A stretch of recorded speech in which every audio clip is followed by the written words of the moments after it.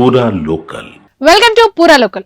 Singapore లో జరిగిన అగ్ని ప్రమాదంలో AP deputy CM Pawan Kalyan కుమారుడు మార్క్ శంకర్ చిక్కుకున్నాడు.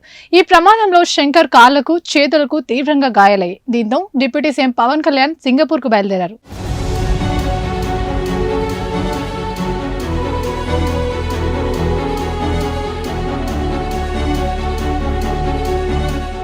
ఇదే విషయంపై ఏపీ సీఎం చంద్రబాబు, మంత్రి లోకేష్, మెగాస్టార్ చిరంజీవి స్పందించారు. శంకర్ పరిస్థితి బానే ఉందని, ఎలాంటి ప్రమాదం లేదని మెగాస్టార్ తెలిపారు.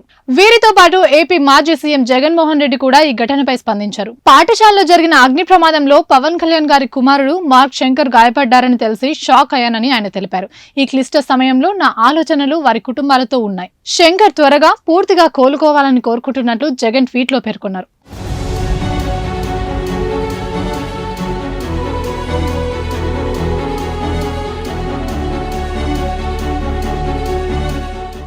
ఇవి ఇప్పటివరకు అప్డేట్స్. మరిన్ని అప్డేట్స్ కోసం చూస్తూనే ఉండండి పూరా లోకల్.